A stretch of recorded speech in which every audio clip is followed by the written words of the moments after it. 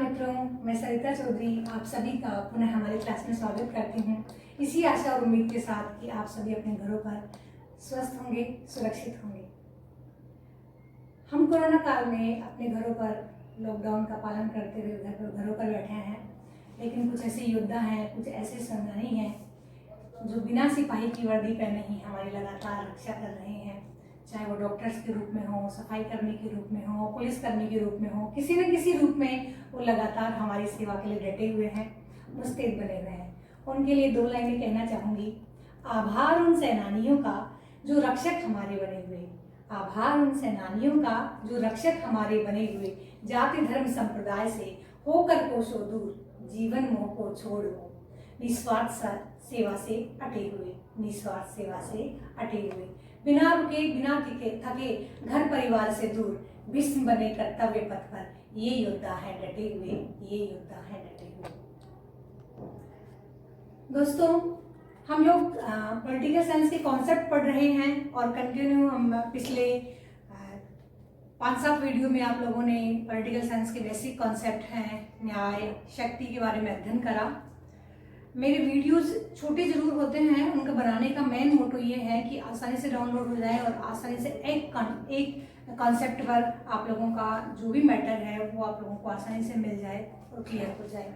ग्रामीण क्षेत्रों में जो कुछ मेरे विद्यार्थी हैं उनके कॉल्स आते रहते हैं, मैम बड़े वीडियोज़ हैं वो डाउनलोड नहीं हो पाते, इसलिए वीडियो छोटे दें।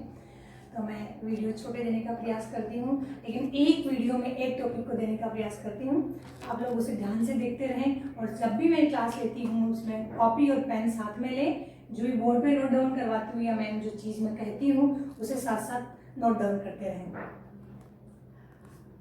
बच्चों, आज का जो हमारा टॉपिक है सत्ता, अथॉरिटी। शक्ति पढ़ा हम लोगों ने, शक्ति और बल पढ़ा, शक्ति और प्रभाव पढ़ा, शक्ति और दबाव के बीच अध्ययन देखा। अब इसी प्रकार से शक्ति के कंपेयर में जब हम सत्ता को पढ़ते हैं तो कहीं ना कहीं हम भ्रमित हो जाते हैं कि शक्ति और सत्ता कुछ दोनों में अंतर है। जी हाँ, शक्ति और सत्ता में बहुत अंतर है, लेकिन शक्ति और सत्ता दोनों एक दूसरे को पूरक की तरह सपोर्ट भी करती है, दोनों एक दूसरे के बिना अधूरी भी है। प्राचीन समय का जब अध्ययन राजनीतिक व्यवस्थाओं का अध्ययन करें तो वहां पर किसी भी शासक की शक्ति को बहुत अधिक महत्व दिया जाता था, किसी भी शासक की सेना को बहुत अधिक महत्व दिया जाता था। इस तरह से वहां की शासन व्यवस्थाओं में शक्ति महत्वपूर्ण तत्व था। लेकिन जैसे जैसे मध्यकाल के पश्चात आधुनिकता की तरफ बढ़ने लगे, आधुनिक उदारवादी शासन व्यवस्थाओं की तरफ बढ़ने लगे, आधुनिक संवैधानिक शासन व्यवस्थाओं की तरफ बढ़ने लगे और संविधान का महत्व जो बढ़ने लगा त्यों हम लोगों ने देखा कि सत्ता का तत्व है, ये सत्ता की जो अवधारणा है वह महत्वपूर्ण बनती जा रही है। राजतंत्रात्मक शासन व्यवस्थाओं में शक्ति का महत्व था, लेकिन लोकतंत्रात्मक शासन व्यवस्थाओं में सत्ता ने अपना महत्वपूर्ण स्थान बना लिया है। वस्तुतः शक्ति और सत्ता में मूलभूत अंतर होते हुए भी इन दोनों में काफी साम्यता है। शक्ति भी अपने आदेशों के अनुपालन कराने की क्षमता रखती है और सत्ता भी अपने आदेशों का अनुपालन कराने की क्षमता रखती है, लेकिन सत्ता और शक्ति में एक मुख्यतः जो अंतर है वो है वैधता का। शक्ति के साथ जब वैधता जुड़ जाती है तब वह सत्ता कहलाती है।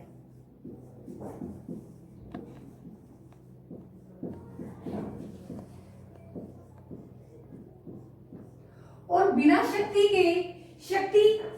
वैधता के शक्ति एक दमनकारी तत्व के रूप में ही कार्य करती है, क्योंकि हम शक्ति के द्वारा मजबूरी में या जबरदस्ती किसी के द्वारा कोई काम थोपा जाता है तभी उसे करते हैं, लेकिन सत्ता वह गुण समाहित किए हुए होती है जिसके द्वारा हम स्वतः किसी के आदेशों की अनुपालना कर लेते हैं। शाब्दिक शब्दों में कह सकते हैं, शाब्दिक रूप में कह सकते हैं कि सत्ता किसी व्यक्ति और संस्था का वह गुण है जो कुछ निश्चित आदेशों के साथ में, कुछ निश्चित नियमों के साथ में होती है, जिसका स्वभावतः व्यक्ति पालन करता है। अर्थात सत्ता के द्वारा आरोपित आदेशों का व्यक्ति नियमतः अपने नियमों के अनुसार अपने स्वभावतः उसका अनुपालन करता है। सत्ता की परिभाषा देते हुए बायस्टेड ने कहा है कि सत्ता शक्ति के प्रयोग का संस्थात्मक अधिकार है।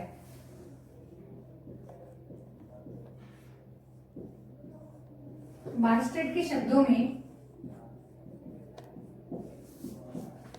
सत्ता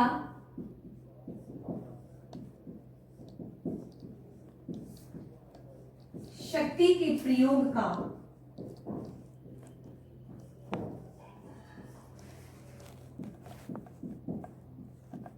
संस्थात्मक अधिकार है।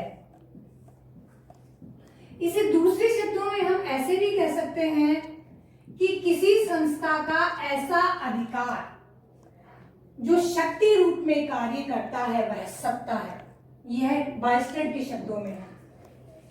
अनेकों बार हम लोग सत्ता के साथ में शक्ति को पर्याय रूप में देखते हैं, लेकिन कई बार शक्ति के बिना भी हम सत्ता का अनुपालन कर लेते हैं। वह इसका गुण होता है वैधता। सत्ता में यह शक्ति होती है कि वह अपने आदेशों का न केवल आदेश देने का अधिकार रखती है, बल्कि आदेश पालन करवाने की भी शक्ति है। ऐसी ही परिभाषा कही है हेनरी फेयोल ने। हेनरी फेयोल ने कहा है कि सत्ता आदेश देने का अधिकार और आदेश पालन करवाने की शक्ति है।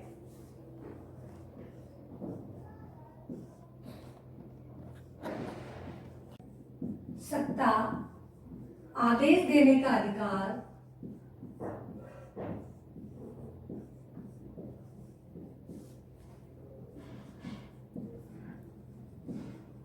और आदेश पालन करवाने की शक्ति।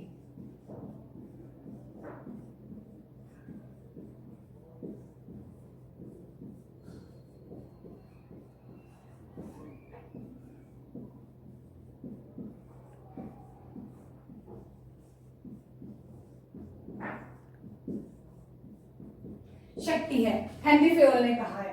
इस तरह बायस्टेड की परिभाषा और हेनरी फेयोल की परिभाषा जब हम सार रूप में देखते हैं तो बायस्टेड ने कहा कि सत्ता शक्ति के प्रयोग का संस्थात्मक अधिकार है, यानी सत्ता किसी एक निश्चित संस्था में समाई हुई होती है और वह जब शक्ति का प्रयोग करती है तो वह अधिकार रूप में करती है। इसी प्रकार हेनरी फेयोल ने कहा कि सत्ता आदेश देने का अधिकार है। किसी सत्ता के पास में आदेश देने का एक अधिकार है और उन आदेशों का न केवल आदेश देना बल्कि उन आदेशों का पालन करवाने की भी शक्ति है। तो शक्ति और सत्ता को बिल्कुल पूरी तरीके से अलग करना मुश्किल है, क्योंकि बिना शक्ति के सत्ता अपने आदेशों को न तो पारित कर सकती है और न ही उनका अनुपालन करा सकती है। हेनरी फेयोल की परिभाषा जैसे उसने दी है कि आदेश पालन करवाने की शक्ति है, तो आदेश पालन करवाना हमेशा शक्ति रूप में ही नहीं होता। बहुत से समाज में प्रचलित ऐसे आधार हैं जिनके कारण हम सत्ता के आदेशों का पालन करते हैं और सहज सत्ता को स्वीकार कर लेते हैं। वर्तमान लोक कल्याणकारी राज्यों की मूल अवधारणा लोकहित है और सरकार का प्रत्येक कार्य लोकहित है। और जो व्यक्ति बुद्धिजीवी वर्ग है या विकासवादी व्यक्ति है वह हमेशा यह धारणा रखता है कि किस तरह से अपने जीवन में गतिमान रहकर लगातार विकास करे। इसके कारण स्वभावतः वह उस सत्ता के आदेशों का अनुपालन कर लेता है। जिस प्रकार से हमने पहले भी पढ़ा कि शक्ति किसके साथ जुड़ती है? वैधता के साथ में। शक्ति वैधता के साथ जुड़ती है तो वह शक्ति को और बलशाली कर देती है और तब वह बलशाली रूप सत्ता कहलाता है। और यह सत्ता कहीं हवा में नहीं होती है, ये किसी व्यक्ति में और किसी सत्ता में समाहित, किसी संस्था में समाहित होती है, जिसके परिणाम स्वरूप उसके द्वारा दिए जाने वाले आदेशों का मूल उद्देश्य जनता की भलाई करना ही होता है। एग्जाम्पल के लिए, जैसे ट्रैफिक रूल्स का हम फॉलो कर रहे हैं और वहां पर टीपी खड़ा है, ट्रैफिक पुलिस खड़ा है और हम लोगों को वहां ट्रैफिक नियमों का अनुपालन करने के लिए बाध्य करता है या इंगित करता है, तो हम उसके आदेशों का अनुपालन करते हैं। क्यों करते हैं? क्योंकि उसके पास में सत्ता है।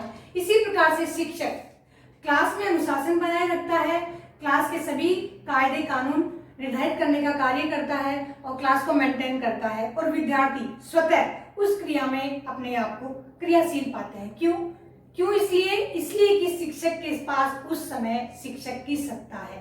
अर्थात किसी भी व्यक्ति के पास में जब वैधानिकता वैधता के साथ में शक्ति आ जाती है तो वह स्वभाव से सत्ता का रूप धारण कर लेता है।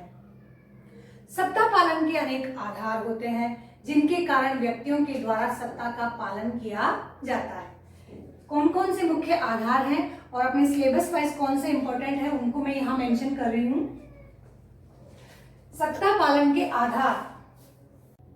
सत्ता पालन के आधार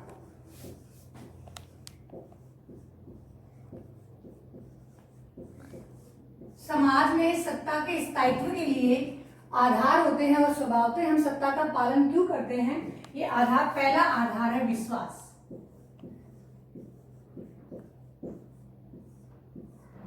जब किसी भी सत्ताधारी के प्रति अधीनस्थों का अत्यधिक विश्वास होता है या सत्ताधारी और अधीनस्थों के मध्य गहरा संबंध होता है तब सत्ताधारी द्वारा दिए गए आदेशों का उतनी ही शीघ्रता के साथ अधीनस्थों का अनुपालन होता है। इसमें विश्वास के तहत शक्ति की आवश्यकता नहीं होती, यह व्यक्तियों की, अधीनस्थों की मनोदशा को प्रभावित करता है। जनता को एक विश्वास रहता है, अधीनस्थों को यह विश्वास रहता है कि शासक के द्वारा किया जाने वाला प्रत्येक कार्य उनके हितार्थ है और कहीं ना कहीं उससे उनके मध्य, उन दोनों के मध्य संबंधों में अधिक प्रगाढ़ता होगी या ये इनके हित में ही होगा। अर्थात अधीनस्थों का अपने शासक के प्रति विश्वास जितना अधिक होगा, सत्ता के आदेशों का अनुपालन उतना ही सहजता से, उतना ही सरलता से किया जाता है और इसमें किसी प्रकार के शक्ति या दबाव के साधन का प्रयोग करने की सत्ताधारी को आवश्यकता नहीं होती। बहुत सारी शासन व्यवस्थाएं केवल इस विश्वास के दम पर ही खड़ी होती हैं और विश्वास के आधार पर ही खड़ी होती हैं कि उनके शासक के द्वारा किए जाने वाले निर्णय हमारा अहित नहीं करेंगे। और यह तब होता है जब अधीनस्थ और शासक दोनों के मध्य गहरा संबंध होता है। अनेकों बार शासन व्यवस्थाएं उखाड़ दी जाती है, तख्ता पलट हो जाता है, यानी विद्रोह की स्थिति हो जाती है। उसका कारण है अविश्वास। लेकिन विश्वास जैसे जितना बना रहेगा, शासन की सत्ता में निरंतरता भी उतनी बनी रहती है और शासन का स्थायित्व भी उतना ही बना रहता है। इस प्रकार से सत्ता पालन का ये प्रथम और महत्वपूर्ण आधार है। दूसरा है एकरूपता।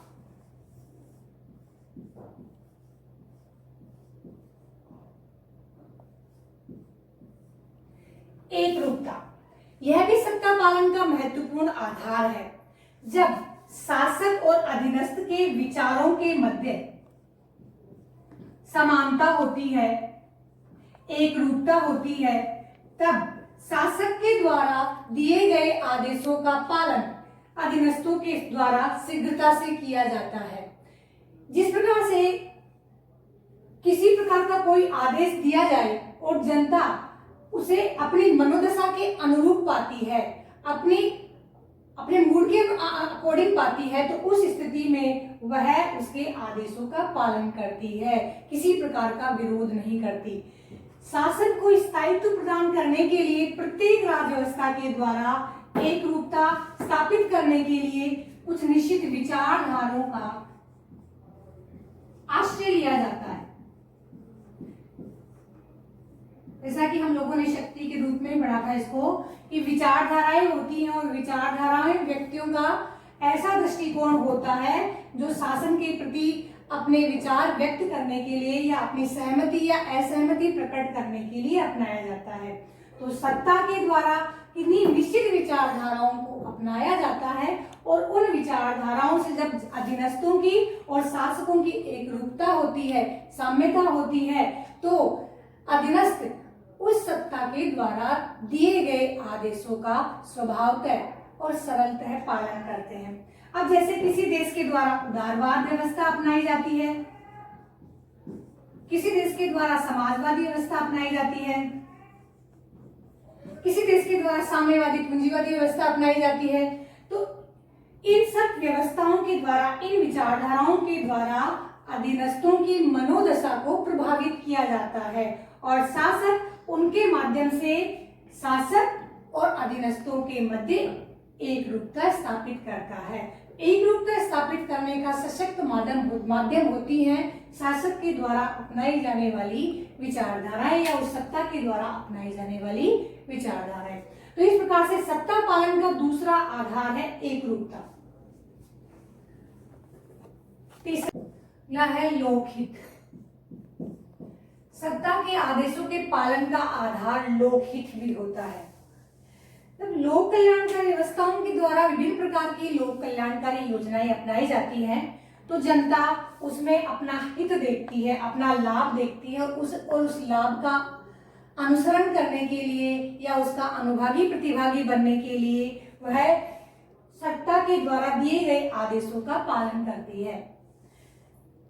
हमेशा सत्ता के द्वारा दंड या दबाव का या एकरूपता या विश्वास के माध्यम से ही नहीं, अनेकों बार लोक कल्याण या लोक हित के द्वारा भी यह आदेशों का पालन करवाने में सक्षम होती है। उदाहरण के लिए हम लोग टैक्स जमा करवाते हैं, यातायात नियमों का पालन करते हैं, और फिलहाल अभी लेटेस्ट में जैसे लॉकडाउन में हम लोग अपने घरों में बंद है, कोरोना काल में लॉकडाउन का फॉलो कर रहे हैं, उससे लोकहित कहीं ना कहीं परिलक्षित होता है। इसके कारण हम सत्ता के द्वारा दिए गए आदेशों का सहजता से पालन करते हैं।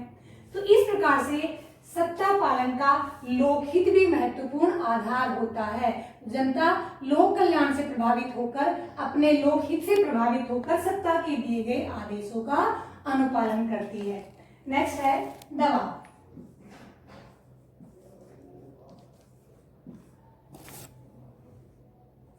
समाज में प्रत्येक व्यक्ति इन उपरोक्त तीनों आधारों का ही प्रयोग नहीं करता। समाज में प्रत्येक प्रकृति का मनुष्य रहता है, साधारण तरीके से साधारण बात को नहीं समझता है, अपना हित नहीं समझता है और अपने विकास की बात भी नहीं समझता है। परिणाम स्वरूप उसे दबाव या बल के माध्यम से उसे उसका हित बताया जाता है। कानून व्यवस्था के तहत अधिक रुचि नहीं रखने वाले लोगों पर यह फार्मूला अपनाया जाता है, क्योंकि इन्हें केवल डंडे के बल पर ही शासन के आदेशों का पालन करवाने या सत्ता के आदेशों का पालन करवाया जाता है। जैसे बहुत सारे लोग ट्रैफिक रूल्स को तोड़ते हैं तो उनका चालान काटकर उन लोगों से ट्रैफिक रूल्स फॉलो करवाए जाते हैं। अभी कोरोना के काल में लॉकडाउन जब घोषित हो गया और लॉकडाउन किया हुआ है, तब भी लोग घरों से बाहर निकल रहे हैं और तब वो समझ में आता है उनको जब पुलिस वाले लोग उनका स्वागत करते हैं। तो इस तरीके से बहुत सारे लोग हैं जो इस चीज को नहीं समझ पाते कि सत्ता के आदेशों में अधीनस्थों का हित होता है। तो और राज व्यवस्थाओं की प्रकृति पर भी ये निर्भर करता है। कुछ राज व्यवस्थाएं ऐसी होती हैं जहां के अधीनस्थ उस सत्ता को सहज स्वीकार नहीं करते, परिणाम स्वरूप वे राज व्यवस्थाएं वहां दबाव के माध्यम से अपनी सत्ता को स्थायित्व स्थापित करना चाहती हैं और अपनी सत्ता के आदेशों का पालन करवाना चाहती है। तो इस स्थिति में भी उनको दबाव का सहारा लेना पड़ता है। तो सत्ता पालन के मुख्यतः 4 आधार हुए: विश्वास, एकरूपता, लोकहित और दबाव। इन चारों आधारों का परिस्थितियोंवश अलग अलग परिस्थितियों में अलग अलग आवश्यकताओं अनुसार सत्ता पालन के आदेशों का अनुपालन कराने का आधार रूप में प्रयोग किया जाता है। इसी के साथ आप लोगों ने सत्ता की परिभाषा पढ़ी, सत्ता का अर्थ जाना, सत्ता और शक्ति में दोनों में अंतर जाना और सत्ता पालन के आधारों के बारे में अध्ययन करा। जल्द ही हम प्रस्तुत होंगे अगले टॉपिक के साथ। जय हिंद, जय भारत।